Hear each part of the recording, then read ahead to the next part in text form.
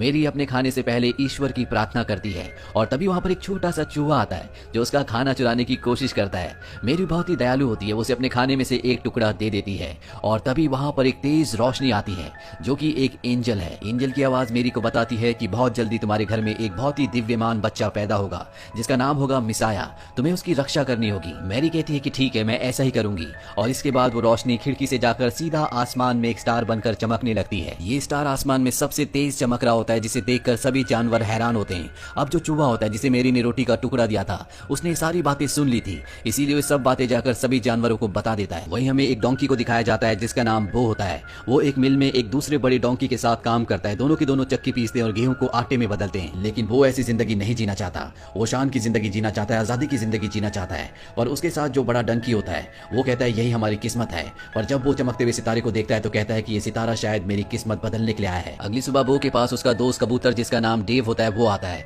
वो बो को बताता है कि बहुत जल्दी यहाँ से एक शाही सवारी गुजरने वाली है। ये सुनकर वो बहुत एक्साइटेड हो जाता है और अपने पिता से कहता है कि मैं भी शाही सवारी में एक दिन सवार होकर आपका नाम रोशन करूंगा, लेकिन उसे सबसे पहले अपने आप को यहाँ से आजाद करवाना होगा। वो किसी तरह से अपनी रस्सी काट देता है और इससे पहले कि वो यहाँ से निकलता, इस मिल का जो मालिक होता है वो यहाँ पर आ जाता है। वो देखता है कि बो ने अपनी रस्सियां काट दी है, साथ ही उसने चारों तरफ अफरा तफरी मचा रखी है, इसीलिए वो गुस्से में आकर उसे चेन से बांध देता है और अब बो की आंखों के सामने यहाँ से शाही सवारी भी गुजर जाती है। बो का दिल इससे टूट जाता है और इसी तरह से 6 महीने बीत जाते हैं। वो आज भी अपने साथी डोंकी के साथ उसी मिल में काम कर रहा होता है, लेकिन उसका एक ही सपना होता है कि वो शाही सवारी में शामिल होकर एक दिन सबको अपनी पहचान, अपनी इंपॉर्टेंस का एहसास कराए। दिन रात उसकी आंखों में यही सपना होता है, इसीलिए उसके साथ जो बड़ा डोंकी होता है उसे उस पर दया आ जाती है और वो बो के साथ मिलकर उसे भगाने का एक प्लान बनाता है। वो जानबूझकर अपनी तबीयत खराब होने का बहाना करता है, साथ ही बो को भी जंजीरों से आजाद करवा देता है। और जब इस मिल का मालिक उसे देखने के लिए आता है तो वो उस जगह से भाग जाता है। हालांकि मिल का मालिक उसका पीछा भी करता है, लेकिन वो भागता हुआ एक लंबी जंप लगाता है जिससे उसके पीछे के पैर में चोट भी लग जाती है।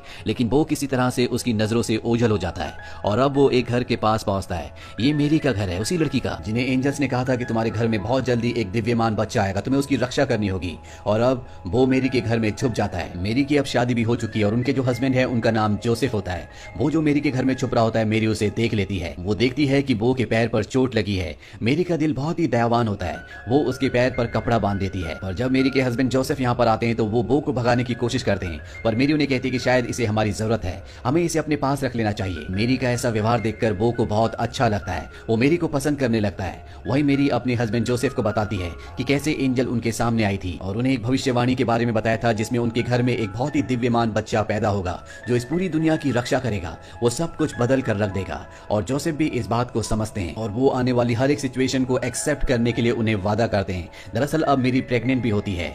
वहीं हमें बो को दिखाया जाता है जो शाही सवारी में शामिल होने के लिए यहाँ से निकलना चाहता है, पर तभी उसका दोस्त कबूतर जिसका नाम